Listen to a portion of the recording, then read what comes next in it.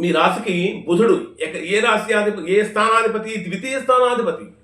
అంటే ధనస్థానము, కుటుంబ స్థానము, వాక్స్థానాధిపతి అయినటువంటి బుధుడు అష్టమ స్థానంలో ఉన్నప్పుడు ఎవరికైనా సరే 4 మంచి మాటలు చెప్తామని మంచి మాటలు చెప్పినా కూడా వాటిని వాళ్ళు తప్పుగా అర్థం చేసుకుని మిమ్మల్ని నిందించే అవకాశం ఉంటుంది.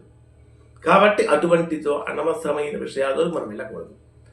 తర్వాత ఇంకొకటి, లాభాధిపతి కూడా బుధుడే కదా, రావలసినటువంటి లాభాలు కూడా కొద్దిగా ఆగిపోయే అవకాశాలు ఉంటాయి. అంటే స్టాక్ మార్కెట్లో, షేర్ మార్కెట్లో ఇన్వెస్ట్ చేసేటటువంటి వారికి కూడా ఏదైనా 1-2 సార్లు లాభం కనిపించినప్పటికీ పెద్ద పెద్ద హ్యూజ్ అమౌంట్స్ లాస్ అయ్యే అవకాశాలు ఉంటాయి. కాబట్టి అట్లా వెళ్ళకూడదు. తర్వాత కుజుడు, ప్రధానంగా సింహరాశి వారికి కుజుడు 9వ స్థానాధిపతి మరియు చతుర్థ స్థానాధిపతి. చతుర్థ స్థానం అంటే గృహానికి, సుఖాలకు, సంతోషాలకు, విద్యకు, తల్లికి సంబంధించినటువంటి స్థానం. చతుర్థాధిపతి అయినటువంటి కుజుడు అష్టమ స్థానంలో సంచరించేటప్పుడు తల్లి యొక్క ఆరోగ్యం విషయంలో చాలా జాగ్రత్తగా ఉండాలి. తల్లి తరపు బంధువుల నుంచి కూడా ఊహించినటువంటి సమస్యలు కలిగే అవకాశాలు ఉంటాయి. కాబట్టి చాలా జాగ్రత్తగా ఉండాలి.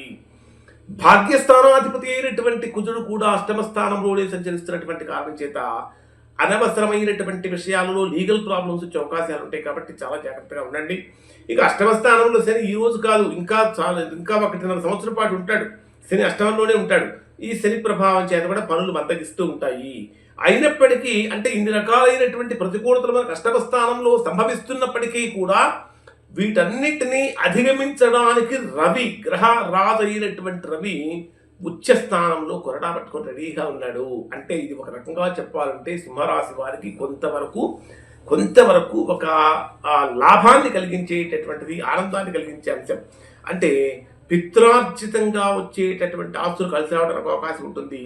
తండ్రి తరపు బంధువుల నుంచి సహాయ సహకారాలు అందుతూ ఉంటాయి. ఆధ్యాత్మిక చింతన పెరుగుతూ ఉంటుంది. విదేశీ ప్రయాణాలు అనుకూలంగా మారుతూ ఉంటాయి.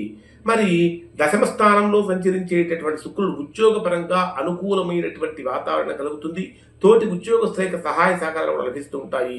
సింహరాశి వారికి రోజువారీ ఫలితాలను కనుక మనం పరిశీలించినట్లయితే 21వ తేదీ నుంచి 23వ తేదీ మధ్యాహ్నం 3:12 వరకు ఉండేటటువంటి సమయంలో లాభస్థానంలో సంచరించేటటువంటి చంద్రుడి యొక్క ప్రభావం కారణం చేత అఖండమైనటువంటి ధనయోగాన్ని కూడా కలిగిస్తుందని చెప్పాలి. ఆగిపోయినటువంటి జీతాలు రావటం కానీ, పాత బకాయిలు వసూలు అవ్వటం కానీ, లేదా స్నేహితులతో కలిసి విందు వినోదాది కార్యక్రమాలలో పాల్గొనటం కానీ జరుగుతుంది. ఒక శుభవార్త ఏమిటంటే ఇక్కడ ఎలాంటి పని చేపట్టినా సరే ఈ రోజులలో తిరుగులేనటువంటి విజయాన్ని కూడా పొందే అవకాశం ఉంటుంది.